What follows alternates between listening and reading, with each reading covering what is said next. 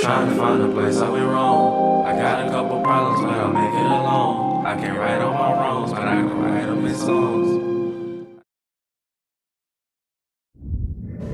What's up, everybody? And welcome back to the cave. So, today's episode, y'all, is something that I am very familiar with. We all I was should about to say everybody should be familiar with it. should be familiar with it. I work, You might not be. yeah, but I used to work a lot with it. Today we want to talk about grief, and what it looks like, how it feels, and all the different levels of it. So, to start it off, J.A., what is grief? I feel like grief is something that everybody experiences, first and foremost. But grief is just the feeling of loss. Like when you lose something, it's not always, I think people mistake grief for like, oh, somebody has to die for you to grieve. Not necessarily. You could just lose something. You know what I'm saying? That is true. It could be a pet that you're grieving because they ran away. They're not dead, they just gone. Yeah. Or it could be a friendship that's transitioned into something else, or that ended, or it may not be what it used to be, and you might be grieving that. So I think it's just that feeling of like loss and the disappointment from that loss. So that is exactly what grief is. like that was a perfect definition. I'm educated. Yeah, grief. It's just loss, and it's also the emotions you feel in result of that loss, your actions in result of that loss. Grieving is the process that takes place after that loss.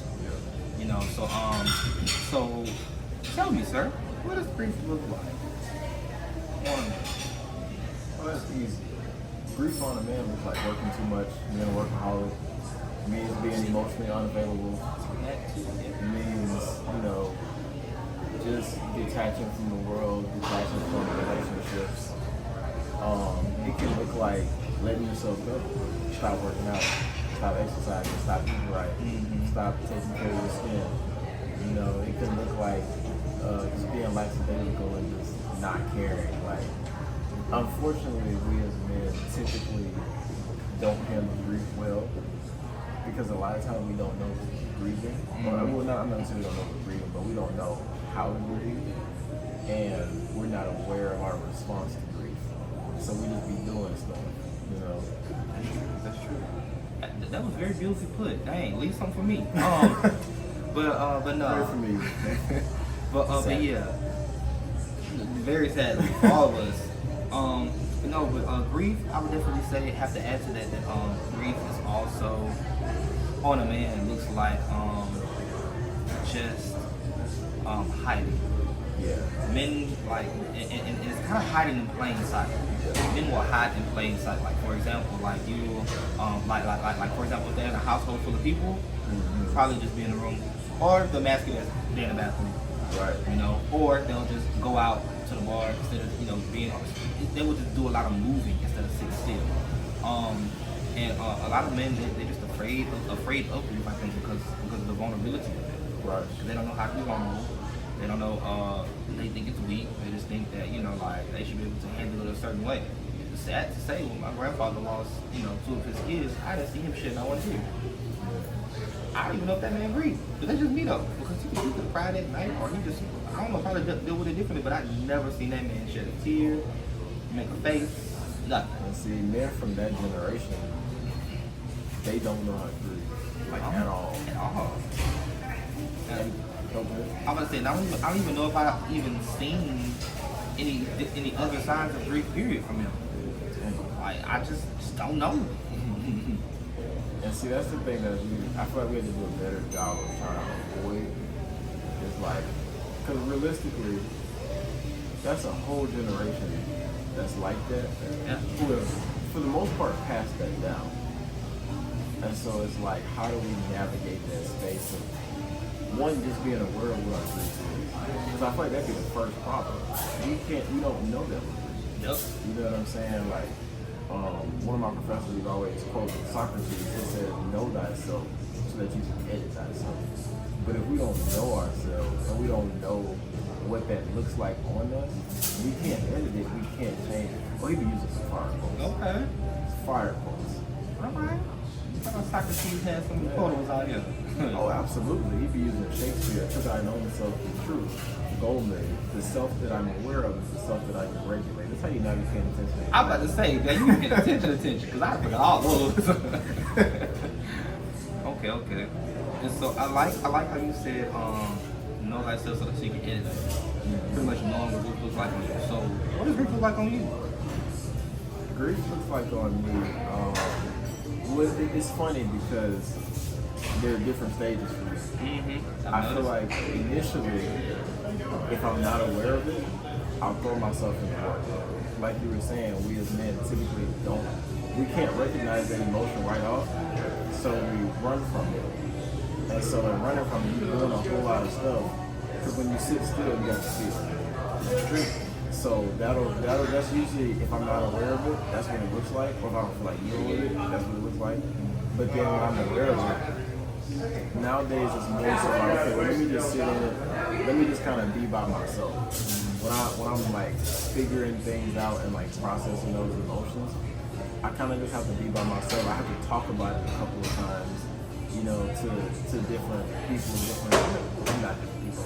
Yeah. It's like trusted, you know, the circle. Yeah. I had to talk to the circle about it and like get some insight, get a little bit of clarity, and try not to. I was literally having a conversation yesterday where I was like, you know what, being aware of, okay, this is how I act in certain situations. In this situation, I was talking about burnout and like how I needed a day to reset. But sometimes it's the same thing with grief. Like for me, I'll need to sit down and go, you know what, let me take a day off from all this and just kind of like get it together. So I grieve differently now, but historically, I've grieved horribly. Doing stuff that really ain't got no business doing. Agreed. You know, trying not to sit still, trying not to feel that kind of stuff. Typical man behavior. What about you? Hold on. You know another thing you do when you're grieving? You do this thing where it's like you'll talk about you'll talk about it without talking about it. Oh, that makes sense. Like it's like you wanna talk about it, but it's always in a way where you want people to know that you actually heard about it. I feel it. It's always just like it's like this and this and that. It's kind of like a whatever type thing, you know, that's in that stage when you avoid it. You be like, you know, it's whatever. It's just like this, whatever. You be like, you do know that's bothering you, right? Yeah. I guess so. Denial, you know. But you know what's crazy? I don't even think it's always so much denial. It's kind of like a person. If I've only seen you one time, I gotta see you multiple times before I can recognize you. That's good. You know what I'm saying? That's good. And so it's just like, just that awareness. That's beautiful. I definitely understand that. Okay. But yeah, what grief look like for me? Inconsolable. Because I'm about to say, he gonna, you know, ignore this and this and that. But me, I'm with ball of tears. Toe up, no good. You gonna hear me talk about it all the time. You probably have to come to my house to pick me up. You feel me? Like, get me up out the bed or something. Like, I'm gonna wear it, you know, and that's just me because I feel like, because I'm a very, very emotional person, you know, and like, I'm it's like with stuff like grief, I feel it like just so intensely. So it's like I have to get it out, and if I don't get it out, then it's gonna eat me up.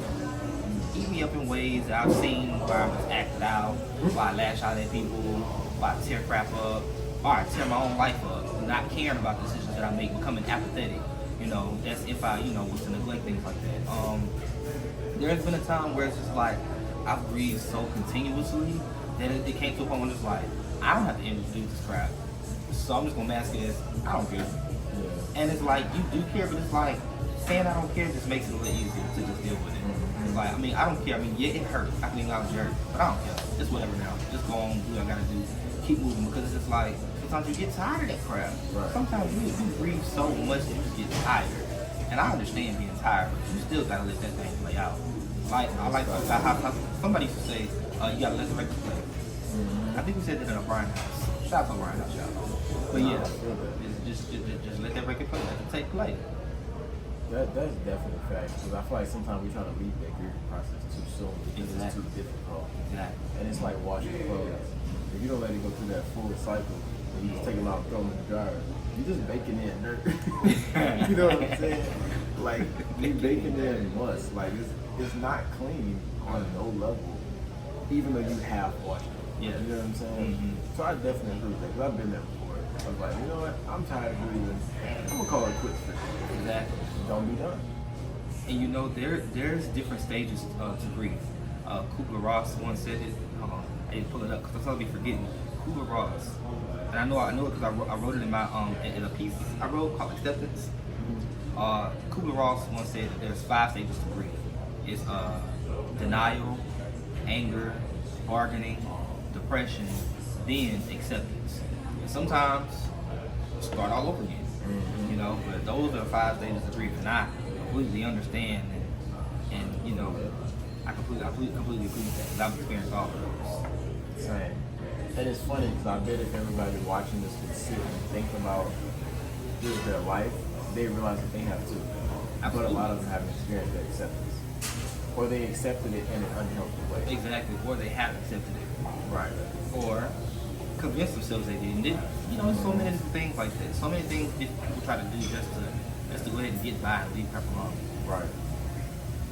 So, that being said, what are different ways to grieve? Let's talk a little bit about each one of them.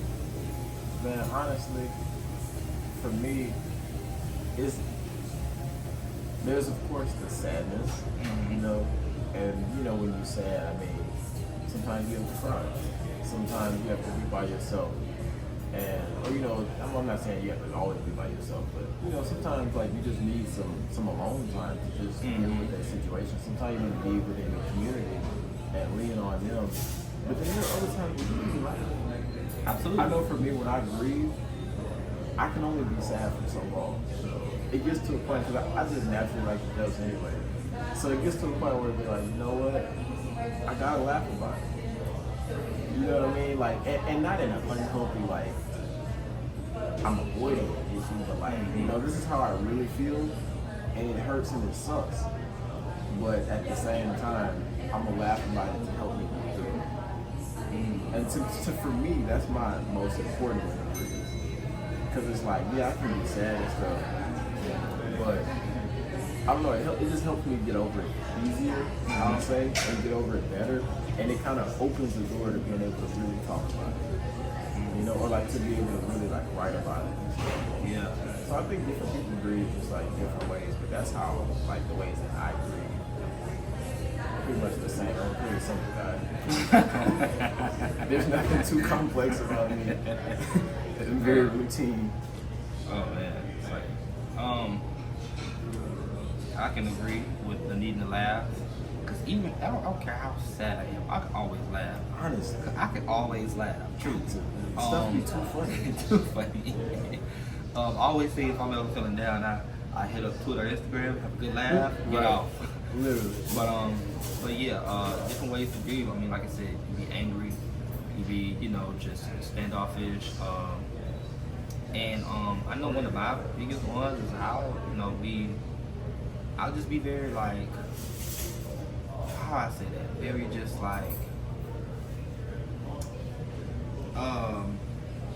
what's the word I'm looking for? It's like, I don't want to use soft, I want to use fragile. I'm just very like, Jerry. Throwing a center. Riddle? Well, somewhere along those lines. I'm just more so just like extra compassionate for people around me because I'm just like, that's the kind of compassion I need for myself. So I just start giving that to other people, you know, hoping to receive it back in a particular time. You know, that's just one of the things I've always done when I was grieving. Or I always try to, you know, like, oh, you got a problem? Let's talk about your problems, leave mine alone, you know? You know, help us try to save somebody else, right, rather than, you know, save my own house from burning down. But that was just always been me though, you know, but not no more. But That could easily, when unbalanced, that could be dangerous. absolutely, it used to be very Just like with the laughing, that could be dangerous if it's not balanced. Now, there, like you said, there's many different things to grieve and stuff of that sort. So like, we can grieve friends, death, family, failed relationships, failed opportunities, stuff like that. So let's kind of hit on some of them. We got plenty of grief. Okay, let's start with grieving friends. That's it's some friends right now And you know who I'm talking about. That Absolutely. we're both currently grieving because they were mutual friends. And man, it sucks, you know, because I had a dream maybe a week or two ago, probably like 2 weeks ago now, and I woke up and I was like, man, that dream was crazy. Let me call such and such. And I'm really scrolling through the contacts, like about to call him because I didn't just woke up, and I was like, dang, he hates me. He gonna cuss me out. Absolutely, absolutely. But I feel that I've definitely been like, you know what? Oh man, this is crazy. You know what? Let me call such and such. We can joke about this. Right. Oh, dang, don't worry about it. Oh, you know what? I ain't doing that. Let me see such and such wanna watch this show.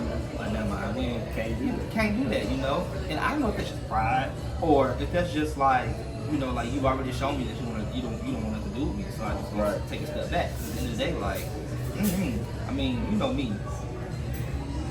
My grieving process, I'm good to cuss you out. I sit up there, so you will sit here and MF and do this and this and that, you know, just still working on that, but I haven't though. Right. I haven't, you know, I have to stop using it.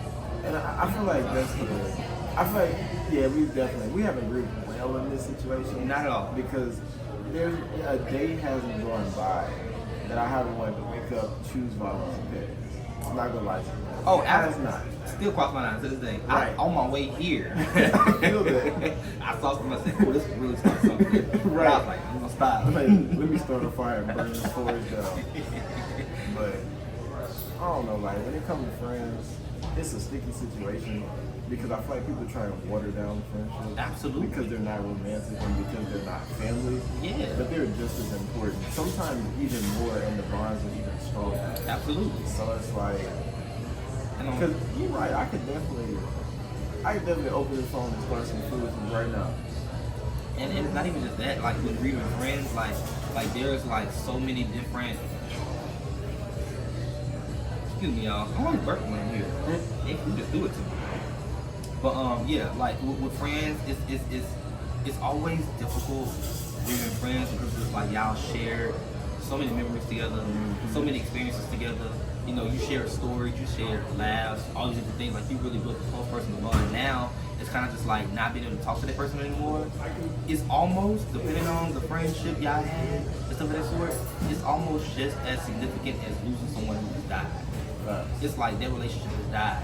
And I always say like, it's much harder to grieve someone who is still living versus somebody who is dead. No, because somebody who's dead, that's it. Like you have to let that go and deal with that and move on. But the person who's still living, like that's hard. That's so hard to grieve. Especially when y'all still running the same circle and run across each other. Exactly. That makes it. It just hurts. And the way that you grieve the type of stuff, it could be like you said, being petty and angry, this and that. Or it could be just like avoiding it.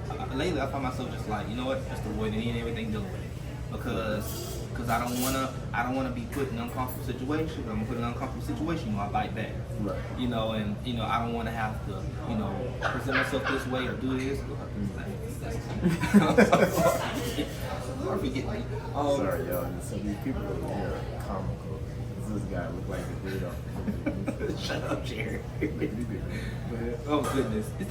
Okay. Anyways, so yeah, like with that, it's just like I said, it's so many different layers to like grieving friendships. Cause like people have to understand like when you lost a friend, you are grieving. I know you are hurting, you are sad. Some people try to brush it off as, oh, they just friends. You can lose people all the time. I lost family, and I lost family. I ain't this and that. Dang. So you grieving family and you grieving friends. I'm sorry to hear that. You know, but like just because they're not family doesn't mean they're any less important. It doesn't at all. And honestly, I feel like they all in the same boat. When it comes to like family, friends, and like relationships, like romantic relationships. Yes. Because it's like, to a degree, that has died. That has died. And like you have to, it's dead. It's dead, man. Especially with, I'm gonna go ahead and go to the next one with failed relationships. With that thing right there, you done shared some of your most vulnerable, intimate parts with a person, like letting them in and this and that. And sliding down that wall. And done slid down the wall. I know you know. Cause like, bro, like it's just like in that particular situation, like I've given you something I haven't given nobody else. I've really given you my heart. And now you leaving, and it's like you taking so many pieces with you, and now somebody else got to come in and fill those pieces with their own. Right. You know, and it's just that stuff always hurts so much because you always be thinking like, what if, you know, like and that is grieving. Like people don't understand like when they be thinking, what if, or maybe if I would have done this, or maybe this and that. That is grieving in itself. That is actually bargaining. That the stages of grief, when I said denial, anger, bargaining, depression, and acceptance, bargaining. Bargaining is like, what if I did this? What if this? Maybe if I do this, this will happen, or whatever. It's like a subsection of denial, but you know, like it. That relationship take you out. Man. That almost took me out. Listen. Man. Try to keep the microphone. I'm gonna say, man, it'll leave you bitter. Yeah, and you got to be careful of that too.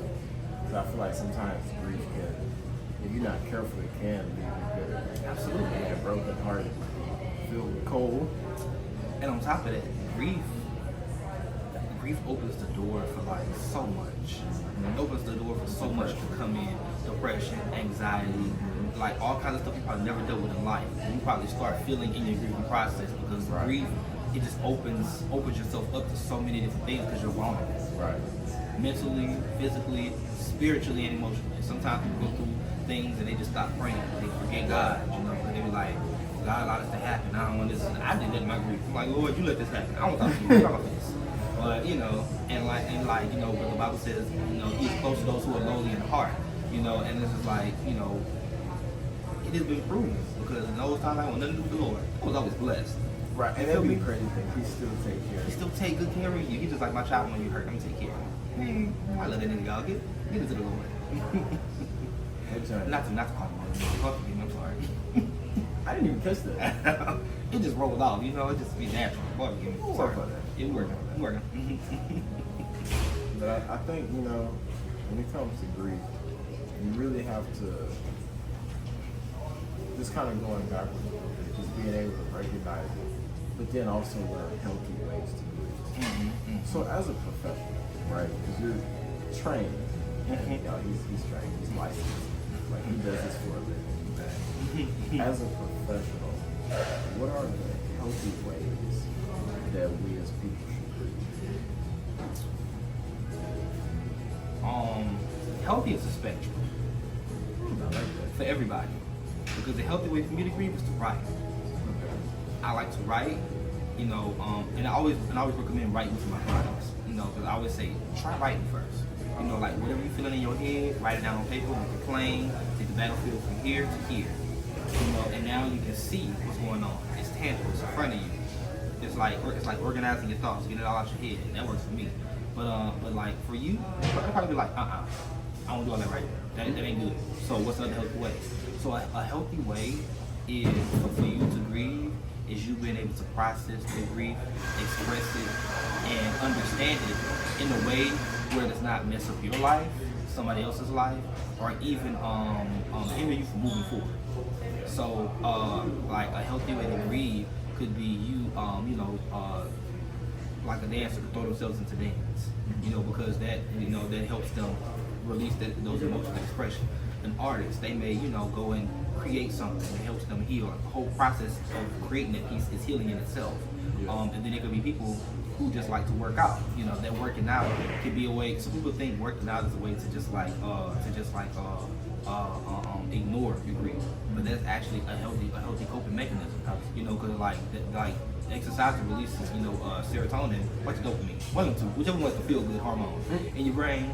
And it helps you, you know, process things. Some people really work out just to like process their anger and grief and this and that. But it works for anger, why can't it work for grief? You know, you know, because a lot of people, when they work exercising, they thinking. They're thinking, they're working through stuff in their head. Right. You know, so yeah, it's many different healthy ways to grieve, as long as you're not hurting yourself, hurting anyone else, and you're able to process and understand what you're going through. And like whatever you're doing, if it checks all those boxes, then it's a healthy way for you to be. I like that. And it's funny because I like how you were saying, like, you're throwing yourself into the dance. It actually reminds me of, and I had forgotten about this. So in 2019, when my grandfather passed, I was in Went On South that year at Southern, and we were playing, what was the name of this song? For the life of me, I can't remember. But it was this slow, almost angelic sounding piece. And so one day Mr. Taylor was up there talking, and he was saying, like, he was fussing, he was bad. So we weren't playing it good. I mean, I thought we were playing it pretty good. You know, it sounded pretty good to me. Right? And the rest of the band, we were like, bro, he was tripping. And so he was like, y'all weren't feeling the music. He was like, you're not putting yourself into the music. And so we stopped playing, and he goes into this rant. He did it quite often. But he goes into this rant about using music as a form of expression rather than just a hobby. And he was saying that he's passionate about it because that's his therapy, that's his release, right? And so he was like, let's play it again from the top. Forget about everything I'm saying. Let's play it, let's feel it, and let's get into the music. And we started playing the song. I kid you not. Halfway through the song, I had a tear rolling down my eyes. I was playing that good too. Wow. Smooth and good. And I saw somebody else started crying too. And like the whole, and when we finished the song, it was just quiet. Wow. And then he started talking as if that moment was like, it was almost like you just had to sit in it. It was crazy. And I was like, dang, I needed that. It was crazy. Wow. I just wanted to share. Wow. That's beautiful. That's how the TV one. I wish I could see it play out. It does. I mean, you know, Skip Taylor's 30 minutes, you know, rant and raving, you know, he gonna rave and rant for 30 minutes, if not an hour. But yeah, so bad ways to grieve. What you got? Honestly, we done listed so many. You know, Well, give us one more good one. Because like I said, if you listen to everything you're saying, we've always pointed out bad things, good things, and many different levels of grieving. So like really just think about what we're saying, you know, and try to relate it to yourselves and what you're going through in your grief and your processes or anything that you're dealing with that you haven't dealt with. But I'm sorry, I don't know. Instead of it, just ran off. Come on, baby. Bad way to grieve. And then, you know, better yet, instead of a bad way to grieve, because we've covered a lot of those, how do you tackle grief as a man? tackling grief as a man, well, I will say the bad way. Be careful not to grieve with people who like grief. Oh, that's good. Be very careful. That is good. There are a lot of people who do love it. Absolutely. Have to let them go.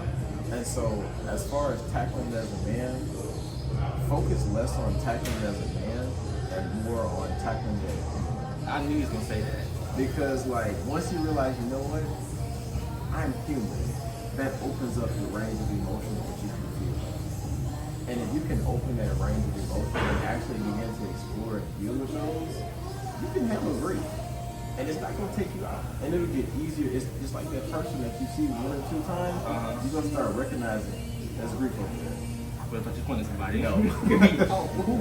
But just metaphorically, you're going to see like, that's grief over there. I recognize you. I know what you're doing. That's good. And you know, I was about to say that. That's me. That's me, girl. Anyways, we work this state together. Yeah, I was gonna say the same thing. I was gonna say instead of thinking as a man, think about it as a human. We're all human. Like we all, even Jesus experienced sadness, grief, and he wept. He was depressed. He was angry. He flipped tables. I'm telling you, look, anytime people be like, well, that's weak, or I can't do this. That was like, well, Jesus did it. Right. I would do it too. And if he could do it, it's fair. Okay, exactly. So yeah, like, and also number one thing, I'm gonna say this, and we'll get out of here. Never forget God in the midst of all your grief. Never forget God. Never forget prayer. Never leave Him out. Always lean in and let your friends know what you're going through so they can pray for you and pray with you. You know, that's always the biggest thing. That always helped me a lot. You know, having my friends pray for me when I could pray for myself, and vice versa. So I agree with that. And you know, grief is not always a bad thing. I think sometimes we just have to learn to grieve with the understanding of grace so that it can be good.